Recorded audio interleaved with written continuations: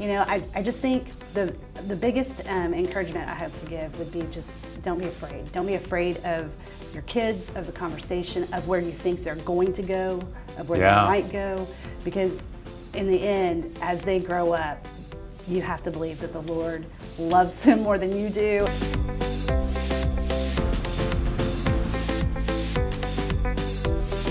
Well, hey guys, we thank you for checking out this video. My name is Thomas Seith, and I am the youth pastor here at our Anderson campus. And I'm sitting down here with a good friend. And so why don't you introduce yourself and tell us a little bit about your family? Okay, I'm Julie Salwen, and I have a senior girl in college, senior boy in high school, and a 7th grade boy.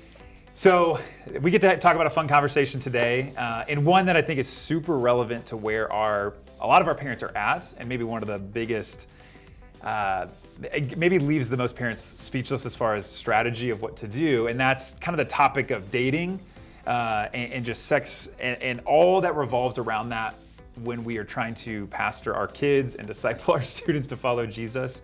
And I think the situation that I kind of have in my mind is, if you can go back to when your oldest child was maybe just entering 7th grade or just going into high school, and just that first conversation of, wow, all of a sudden they're starting to notice other people at school and are interested in dating. I would love just to kind of hear how you and your husband just kind of approach that. Like, did you guys meet beforehand and say, okay, we're gonna have the talk with them? Did it catch you by surprise? Just kind of like talk about just that kind of moment in your parenting life, just when that first kind of came on the scene. I would say it probably started a little bit earlier as far as the distinction on being a girl and growing up and what that looked like for her. And so we kind of had a basic conversation, and she cried. And so that told us where her heart was. And that we would have to be very gentle. So I think we looked at it more from a heart perspective and not from a method perspective. Because each one of our kids are different. And so we kind of had to watch that as far as their sensitivities, and then ask them some questions, and then kind of go from there. But as far as crushes, and I would first indicate a crush. And we kind of tried to keep it lighthearted. But for my daughter, she really wasn't interested. So we didn't deal with that as much. It was more second child enter the scene. And that's where we had to be more specific and more, okay, what are we going to do? The first one just kind of, she resisted, and it was just kind of a, delicate balance in growing up. And I think, it's a fun conversation because it's something that's so personal to our kids. I think it's something so meaningful to them. And so when someone is trying to direct them in it, it's like, hey, back off, often is the case. So I think, what would you say are some of the challenges that maybe some parents have to be just kind of aware of when they're approaching this conversation? No, that's great, Thomas. No, I think for us, it's not necessarily age, but more time sensitive. And for our second, and without telling his story for him, he was interested earlier. And so we kind of had to start approaching, what did that look like? Are you going to talk to her in person? Are you going to talk to her by text? Never an important conversation by text. Whether it's ask out or break up. That's great wisdom. Kind of our own personal. That's great wisdom. Leaning. That was our personal leaning. If you're going to have an important conversation, it needs to be face to face, one-on-one. Those were kind of some of the basics.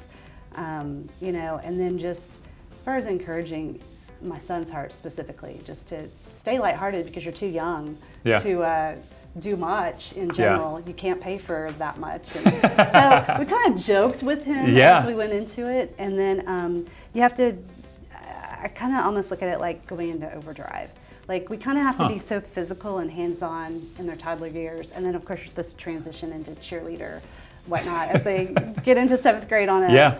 But with that said, it becomes more of a mental, emotional engagement with them. And you can't let off the accelerator as far as being there, being available, waiting for 11 o'clock at night when they come plop on the bed to have these conversations, being open and not being overly, and for me, I can react because we're all passionate in my family.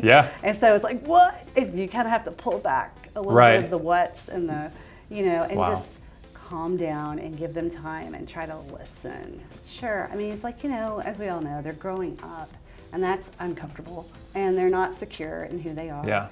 and they need that reinforcement from us, just that verbal, affirmation that they're worthy, and that this Instagram comparison, I mean, there's so much targeting at them, and instead of having to look for it, it's just here, and it's in the palm of their hands if they, have a phone, and it's at their disposal, which is so different than the effort that we had to make when we were growing up.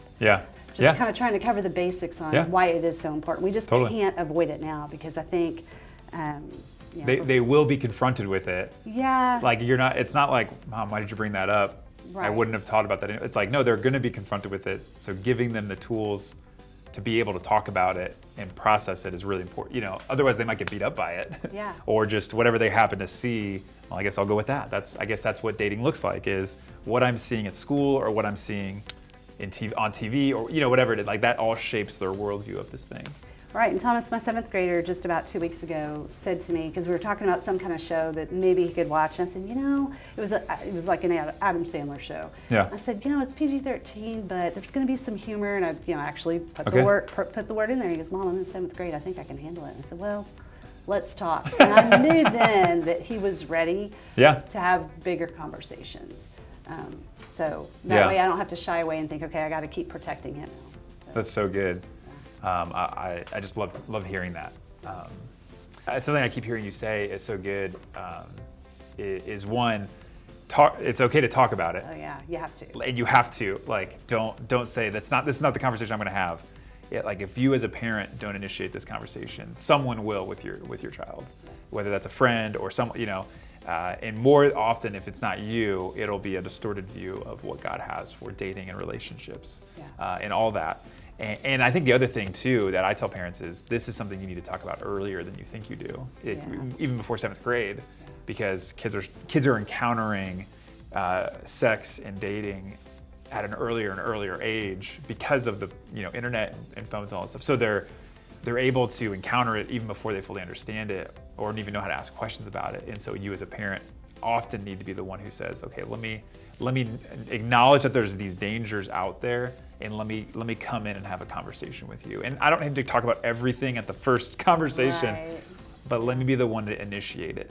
And No, I'd like to encourage parents, because we didn't do the 8 is too late. I mean, there's all these different books and things that tell you, you have to do it this way at this time. And if you miss that window, there's more, and you're still there, and you're still in their lives. And so, to me, it's not too late, because when we think they grow up, they need you even more. I mean, as you enter into high school and even in college, they need you. So it's not too late. Not too late. Well, thank you guys for watching this video. And Julie, thank you so much for your time. I appreciate all the wisdom that you shared. And there will be more videos coming out. And so we hope these are helpful to you guys. And we hope you enjoy the next video we have coming out. We'll see you guys later. Thanks, Julie. Thanks.